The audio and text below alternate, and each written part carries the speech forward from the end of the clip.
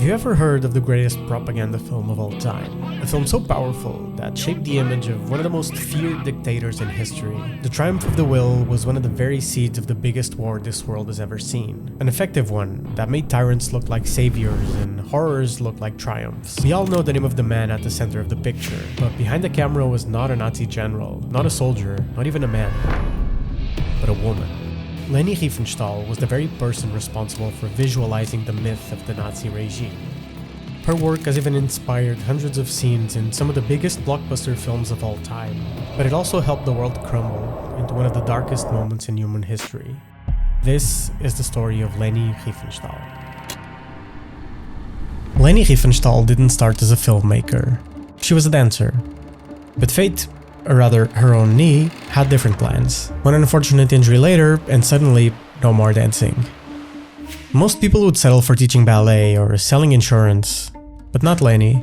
She saw a film poster about mountain climbers, skipped her doctor's appointment, and by sheer audacity, and possibly some mild stalking, convinced the director Arnold Fanck, a pioneer in alpine filmmaking, to cast her for his next project. Soon enough, she was scaling cliffs barefoot and starring in mountain films, an entire genre about Germans being superior at hiking.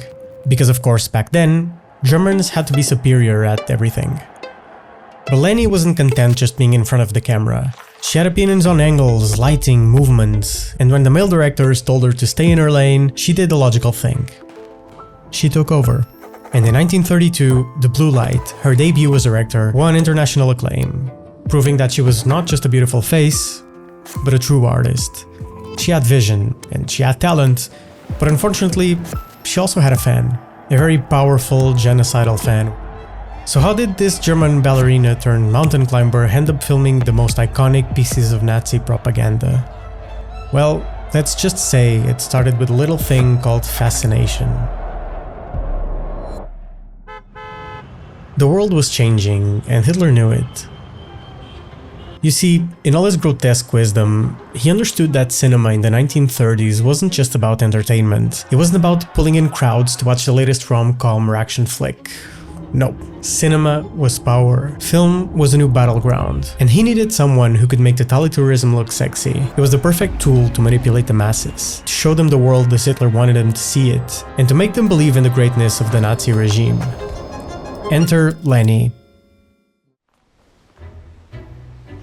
After watching one of her films, The Sacred Mountain, Hitler was captivated. He loved her dancing. She embodied the Aryan ideal. Strong, disciplined, and almost blonde. Everything Hitler wanted Germany to represent. She climbed mountains, she danced, she was tough. She could make you believe she was invincible.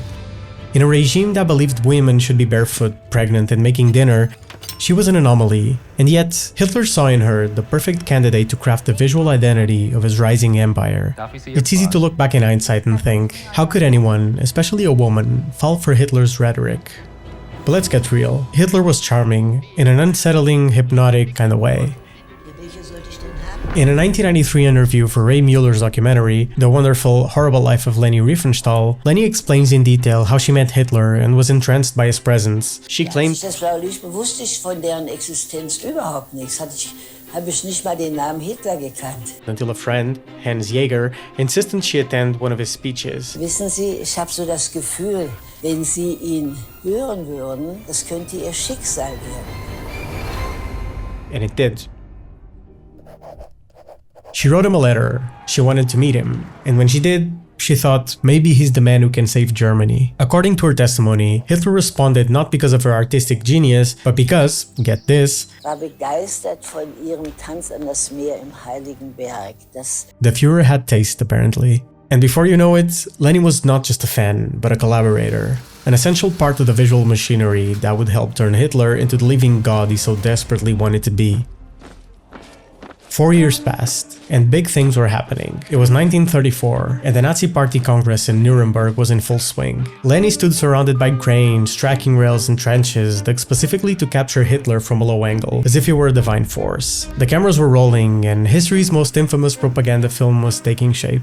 The result was Triumph of the Will, the Nazi propaganda film so effective it made mass murderers look like rock stars. Leni didn't just document a political rally, she designed it. She choreographed the movements, controlled the lighting, and manipulated the framing with a level of precision that would make Eisenstein break into a cold sweat. This wasn't some dry government PSA, this was cinema. It was powerful, it was innovative, and it was terrifyingly effective. Historians still debate how much of a Nazi she actually was. She swore she was just a filmmaker, but when you're personally directing Hitler's close-ups, you can no longer pretend you don't know the intentions of the men in front of you, and the purpose your film will have. Her work didn't just influence German audiences, it mesmerized filmmakers worldwide. Even today, her techniques are studied in film schools. And that's the horrifying paradox. Her cinematography was groundbreaking, but her subject matter was pure evil. Leni Riefenstahl's most infamous creation was more than just a film. It was a cinematic symphony that glorified Hitler and his ideals as if they were straight out of a myth. Riefenstahl's use of long takes and moving cameras was innovative and instrumental in capturing the grandeur of the Nazi rallies. She used multiple cameras, cranes, dollies, drone-like aerial shots, and dramatic ground-level perspectives to make the marching crowd seem endless and heroic. What sets Riefenstahl apart was her ability to meld technique with purpose. She was an authentic technical trailblazer, pushing the boundaries of filmmaking long before the industry caught up to her vision. She understood how to make a speech seem monumental, and the parade looked like a triumph of mankind, not just a show of power. At least, that's what German director Andres Weil says in Riefenstahl. The documentary explains how Leni conveys a sense of divine authority, not just on Hitler's part, but also in the imagery surrounding his leadership. She wasn't just documenting history, she was making it. Critics couldn't help but marvel at the sheer technical brilliance of it. It was beautiful filmmaking after all. If Triumph of the Will was the crown jewel of Nazi cinema, Riefenstahl was the queen, sitting pretty at the top of her creative empire. She received numerous accolades for her work, from all corners of the world. But eventually, the monstrous consequences of the regime she helped beautify came to light, and it wasn't very flattering for Leni. As the war came to an end and the horrors of the concentration camps were exposed to the world, Riefenstahl found herself caught in the storm. Her career, once soaring high on the winds of Nazi propaganda, came crashing down. Critics and historians began to question her role in glorifying Hitler's regime, and the very fame she had once basked in became a stain on her reputation. No longer was she a celebrated filmmaker, she was now a collaborator, a woman complicit in crimes against humanity. Leni learned the hard way that there's just some gigs you don't walk away from. The Allies weren't impressed with her cinematography. She was arrested, interrogated, and blacklisted. She claimed innocence, insisting that she knew nothing about Nazi atrocities, a bold claim from someone who literally made the cinematic blueprint for fascist propaganda. Hollywood wanted nothing to do with her. Germany wanted nothing to do with her. Her career was dead.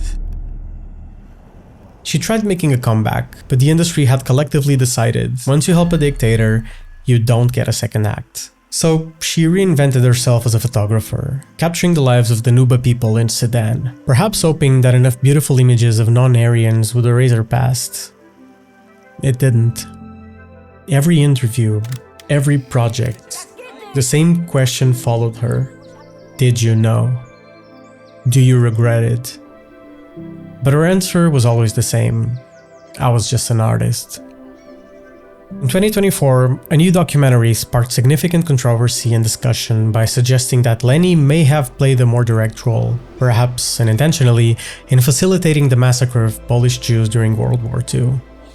While Riefenstahl consistently denied any direct association with the Nazis' criminal activities, the documentary paints a different picture. It shows how she was complicit in shaping the visual narrative that helped justify and even promote Hitler's agenda, drawing on multiple sources, including interviews with Riefenstahl herself, to show that she was aware of the message she was helping to spread. In her later years, she seemed to acknowledge that maybe, just maybe, she had made a few missteps. But it's hard to say if she ever truly regretted her association with Hitler. Some of her interviews suggest she still saw herself as a victim of circumstances, someone who was just trying to make a name for herself in a brutal and male-dominated industry. Others believe she was simply too proud of her work to fully confront the consequences of her actions. She lived to be 101, long enough to see her influence everywhere. Long enough to realize that no amount of African tribespeople could wash away the role she played in shaping Hitler's image. The woman who filmed Hitler spent the rest of her life trying to outrun her past. But the shadows she helped cast never really let go. Though Riefenstahl's films were celebrated in her time, today they serve as a reminder of the powerful ways that cinema can be used to manipulate ideology and shape history. The legacy of Triumph of the Will and Riefenstahl's work is more than just an artistic achievement. It is a dark chapter in the history of cinema, and its effects still reverberate today. So, can you separate the art from the artist when the art helped fuel one of history's darkest chapters? Her innovations shaped modern cinema, used in everything from sports documentaries to political rallies to blockbuster films. But her hands were stained with the images she crafted. So the next time you sit down in front of a movie screen, remember, cinema is powerful, to whichever approach you want it to go. It can bring people together, but it can also tear societies apart. And for better or worse, Leni Riefenstahl knew this all too well. In the end, she wasn't just a woman behind the camera, she was the woman who filmed Hitler. And like all great cinematic tragedies, her story is one of both triumph and irrevocable ruin. And so, her name remains. Studied in film schools, debated in ethics classes, and forever tied to the dangerous power of cinema. Because if Leni taught us anything, is that film isn't just entertainment.